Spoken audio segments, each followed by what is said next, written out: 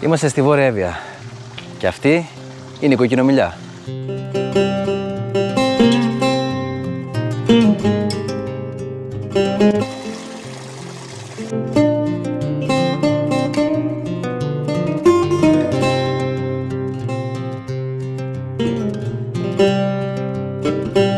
Η Κοκκινομηλιά βρίσκεται 16 χιλιόμετρα πιο μακριά από την Ιστιαία, ενώ βρίσκεται σε υψόμετρο 620 μέτρα. Κάτι που το κάνει το πιο ψηλό χωριό, ορεινό χωριό της Βόρειας Εύβοιας.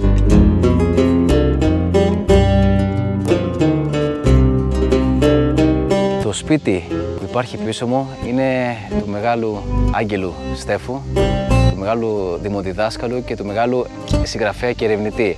Πάνω σε αυτόν κάνουμε και εμείς αυτά τα βίντεο. Πάνω στη δικιά του έρευνα στηριζόμαστε εμείς που ασχολούμαστε με τα χωριά και με τα ωραία πράγματα εδώ που έχουμε στη Βόρεια Εύβοια. Το σπίτι αυτό φτιάχτηκε περίπου το 1920 με 25. Εγώ από τον Άγγελο, μια πολύ μεγάλη προσωπικότητα εδώ από το χωριό, από την Κοκκινομηλιά, είναι και ο γιος του, Αναστάσιος Στέφος, ο οποίος είναι μέλος στον σύλλογο του Γεωργίου του Δροσίνη και τέλεσε και πρόεδρος στην Πανελλήνια Ένωση Φιλολόγων.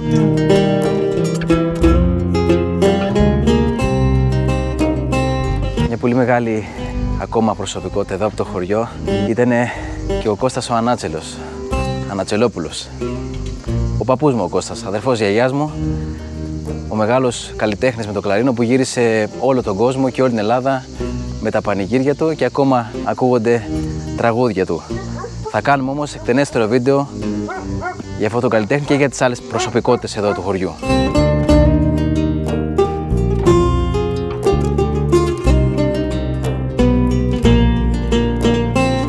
Η Κοκκινομηλιά, σαν το σημερινό χωριό, φτιάχτηκε περίπου τον 16ο αιώνα μετά Χριστό. Υπάρχουν δύο εκδοχές για το όνομά της, Κοκκινομηλιά. Η μία είναι ότι επειδή υπήρχαν κόκκινες μιλιές και είχε κόκκινα μήλα εδώ πέρα, και άλλη διότι ο Αγάς, ο Τούρκος που ήταν εδώ πέρα, καταγόταν από τη Μικρά Ασία, από ένα χωριό που λεγόταν Κοκκινομηλιά. Σήμερα έχω τη χαρά να έχω παρέα μου τον Ιγνάτιο του Σταματονικολό.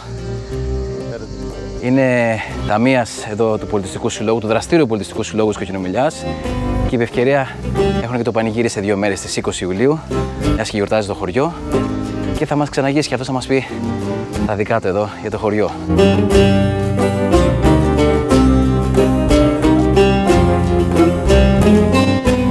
Να πούμε εδώ στο χωριό, ο επισκέπτης μπορεί να βρει το χειμώνα κυρίως τη διάσημη ταβέρνα του Εξουσία, η ταβέρνα Κοκκινομηλιά όπως λέγεται, να έρθει να γευτεί τοπικά προϊόντα και πολύ ωραία ψητά. Η γικίτσα είναι μανούλα σε αυτά.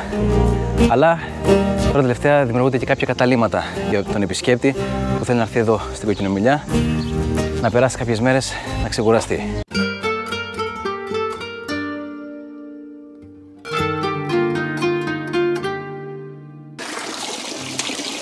Φυσικός καταψύχτης. Και παγωμένο δεν γίνεται.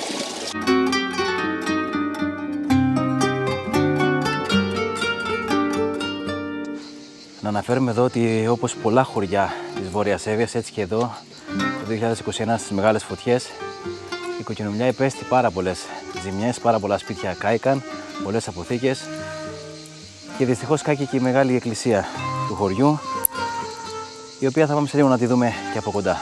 Εδώ βρισκόμαστε στην πλατεία του χωριού, εδώ θα γίνει το πανηγύρι το Σάββατο 20 Ιουλίου. Να αναφέρουμε κάτι μοναδικό εδώ πέρα.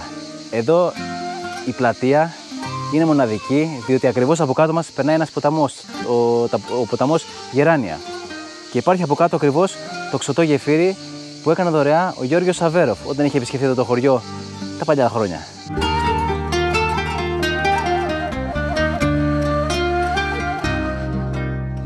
Πίσω μου ακριβώς είναι η εκκλησία της Αγίας Τριάδας. Φτιάχτηκε περίπου το 1979 και είναι ακριβώς μπροστά εδώ στην πλατεία.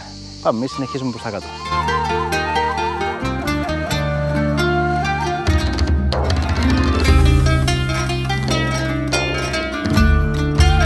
Όπως πολλά χωριά της Βόρειας Εύβοιας, έτσι η Κοκκινομηλιά είχε πολλούς ιδιοκτήτες. Ο τελευταίος εδώ Τούρκος ιδιοκτήτης ήταν ο Τουραλής, ο οποίος το 1836 το πούλησε στους Ιφλικάδες.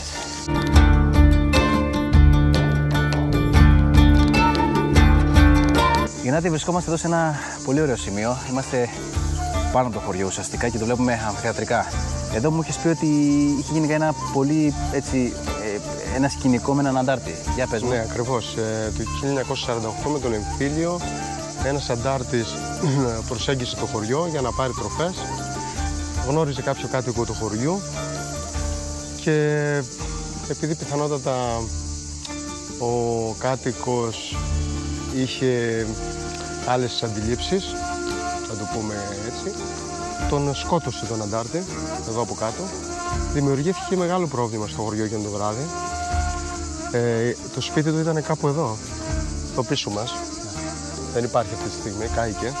Μετά από αυτό, ο κοκκινομιλιώτης που σκότωσε τον αντάρτη έριξε τις χειροβομβίδες του αντάρτη για να φύγουν από το χωριό οι πολίτες. Το αποτέλεσμα ήταν ότι το μάθανε γρήγορα οι υπόλοιποι αντάρτες και ήρθαν στο χωριό και ψάχναν να βρουν το συγκεκριμένο επίθετο. Τελικά δεν βρήκανε κανέναν και ανταυτού πήραν και 4 γυναίκες, οι οποίες πήγαν εδώ από πάνω στο ρουγκάκι, κοντά στο ρουγκάκι, εδώ πέραν της πλαγιάς, και τις βασανίζαν το βράδυ και τις σκοτώσαν, σαν αντίπεινα. Φημολογείται ότι θέλανε στην αρχή να κάψουν όλο το χωριό. Δεν ξέρω όμως πώς μεταπίστηκε ο αρχηγός τους και δεν κάνανε τόσο μεγάλη ζημιά. Συγκεκριμένα στη γιαγιά μου, επειδή το παλιό μας σπίτι ήταν από αυτή την πλευρά, όταν ήταν δίπλα από του δολοφόνου ουσιαστικά του αντάρτη, η γιαγιά μου που ήταν στο σπίτι, ήρθαν οι αντάρτες, την χτυπήσανε και πήγαν να βάλουν φωτιά το σπίτι του δολοφόνου. Επειδή είχαν ζώα από κάτω τότε τα σπίτια, είπε η γιαγιά μου, γύρισε και τους είπε: μην γιάτε το ζώο, κρίμα, φάτε το, ξέρω εγώ, και το εκτιμήσανε και δεν την πειράξανε περαιτέρω. Που δείχνει κάποια αντίληψη διαφορετική από το σήμερα.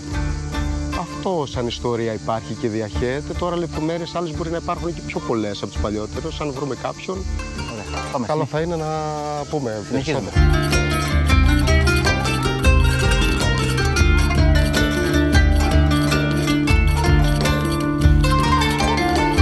Εδώ στο σημείο που περπατάμε τώρα, το μονοπατάκι που περπατάμε, βρισκόμαστε στον παλιό, στον πρώτο οικισμό της Κοκκινομιλιάς που βρισκόταν εδώ πέρα πριν χτιστεί η υπόλοιπη η Κοκκινομιλιά. Βρισκόμαστε, να φανταστείτε, στο βραχώδη σημείο, στο βραχώδη κομμάτι της Κοκκινομιλιάς. Εδώ η Κοκκινομιλιά αποτελούνταν από κάποιους οικισμούς. Κάποιοι συνοικισμοί ενώθηκαν και δημιουργήσαν όλο το χωριό. Γεννάτη, για πες μας, ποιοι συνοικισμοί ήτανε? Γενικότερα υπήρχαν πάρα πολλοί οικισμοί στην περιοχή.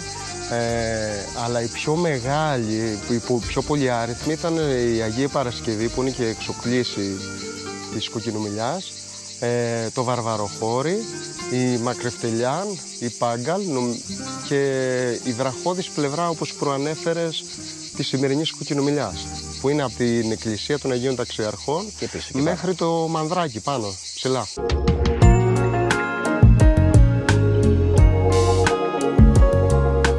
Δεν σου βγάλει βίντεο, ρε. Έλα.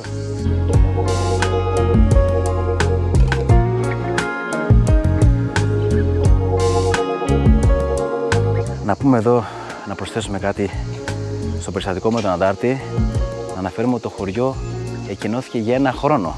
Είχαμε και τέτοια. Εδώ βρισκόμαστε σε ένα από τα πρώτα καφενεία μαγαζιά που είχε εδώ η Κοκκινομιλιά και μάλιστα μου έχουν πει εδώ ο Γνάτιος ότι είχαν φέρει το πρώτο φλιπεράκι εδώ και παίζανε. Πίσω μου ακριβώς είναι το σπίτι του Αγά. Αυτό προϋπήρχε της απελευθέρωσης. Αυτό μόλις έφυγε και ο τελευταίος Τούρκος ιδιοκτήτης του, περίληφθε στο ελληνικό κράτος και το ελληνικό κράτος το έδωσε σε έναν κάτοικο του χωριού που δεν είχε σπίτι. Μετά το 60 φτιάχτηκε και το δεύτερο κομμάτι, εδώ έγινε η προέκταση.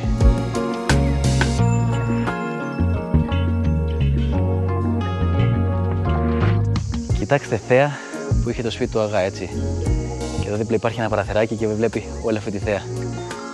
Έλεγε εδώ η ιστορία ότι έβγαινε εδώ η γυναίκα του Αγά και έβλεπε αυτή τη θέα. Γι' αυτό της άρεσε και τόσο πολύ.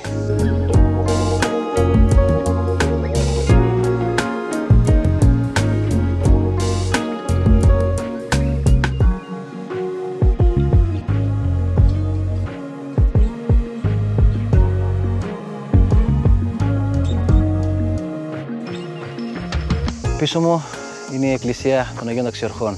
Δυστυχώς δεν είναι όπως την είχαμε συνηθίσει εμείς οι ντόπιοι. Κάηκε σε μεγάλες φωτιές το 1921, αλλά ευτυχώς ξαναχτίζεται με δωρεά του εφοπλιστή Μαρτίνο Αθανάσιου.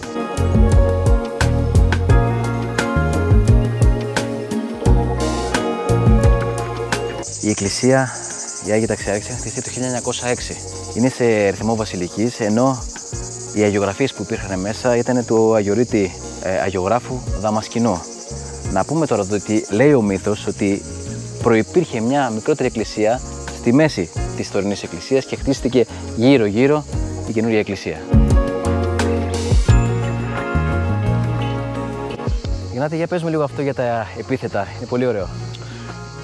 Κατόπιν έρευνας, λόγω του επιθέτου δικού μου, γιατί γενικότερα δεν έβλεπα πολλούς σταματονικολούς να υπάρχουν στην υπόλοιπη Ελλάδα, και έκανα μια έρευνα γενεολογίας και κατέληξα στο συμπέρασμα ότι σταματονικολός είναι ένα επίθετο που δημιουργήθηκε στην Κοκκινομηλιά. Όσοι έχουν το επίθετο σταματονικολός ή σταματόγιαννης ή μακαντάσης ή γκανόγιαννης και είναι και πολλά άλλα, έχουν δημιουργηθεί σε αυτό το χωριό εδώ πέρα. Και μετά απλώσανε και φύγανε μετά τη διάρκεια του 1950 με τη μετανάστευση και αστικοποίηση. Και υπήρχαν και σταματονικολοί π.χ. που ξέρω εγώ για τους μακρινούς συγγενείς, που όλοι είμαστε ουσιαστικά συγγενείς. Ναι. Πήγανε και Καναδά και Αυστραλία. Σε όλο τον κόσμο. Ναι, ναι.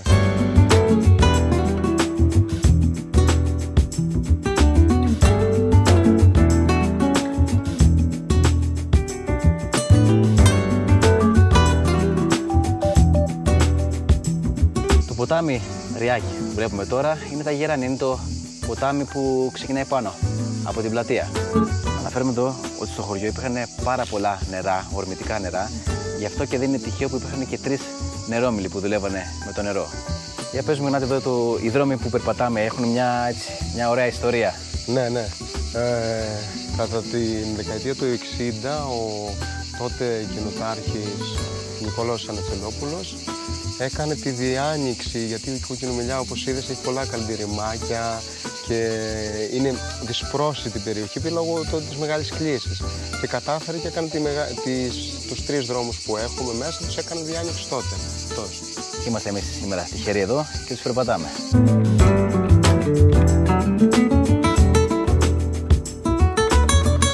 Εδώ βρισκόμαστε στην εκκλησία της Ανάληψης.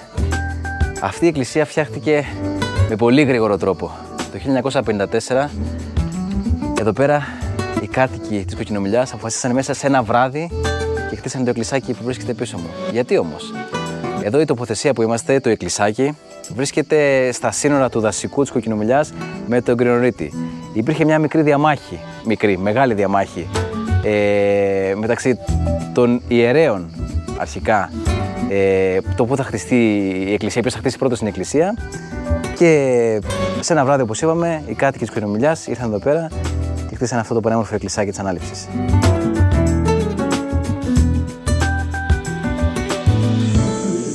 Σκονόμασταν στις 4 η ώρα. Σκονόταν εγώ. Ειδικά το χειμώνα, το χειμώνα που σπέρναν. Και μόλις άνοιγα το μαγαζί τις 4 η ώρα, 4.30 ήτανε, φλάγανε κόσμος από όξω και καθόταν εδώ. Πίνανε μέλες, καφέδες, ό,τι θέλανε μέχρι να φέξει λίγο να πάνε στο χωράφι. Και καθόταν εδώ ο κόσμος. Ύστερα φέγανε όλοι. Και το βράδυ ερχόμασταν. Πίνανε κρασά, μπύρες. Ειδικά το Σαββατοκύριακο σφάζαμε 4 μπάρμπαρας κάθε Σάββατο ή ένα πράγμα ή 2. Το ξόρυβαμε το κρέας, το παίρναμε. Ας ήταν φτωχοί κόσμος. Παίρνανε από λίγο και τρώγανε. Κοίτα εδώ, εδώ είσαι εσύ, μικρούλα. Μικρούλα. Ναι. Δεν ξέρω που είναι η φωτογραφία. Αλλά όμως ήμασταν νέοι, δεν κουραζόμασταν. Και μας αρέσει, μένα μ' αρέσει ακόμα η ζωή. Αλλά μπόρουλα τότε. Τότε μπόρουλα, δεν λογάνιωσα τίποτα. ήταν ξυπνητήρι και τις 4 ξύπναγα και ζήμουνα και 8-9 καρδέλια μες στο πούλμα. Αν σου αρέσει το βίντεο, κάνε μια εγγραφή στο κανάλι μας στο YouTube, μια κοινοποίηση, ένα like, για να έρχεσαι και εσύ μαζί μας στα ταξίδια που κάνουμε στα βουνά της Ελλάδας, στα βουνά της Βόρειας Εύβοιας, στα χωριά της Βόρειας Εύβοιας και όλα τα υπόλοιπα όμορφα πράγματα που κάνουμε. Μέχρι την επόμενη φορά, να είστε καλά και πάντα ψηλά.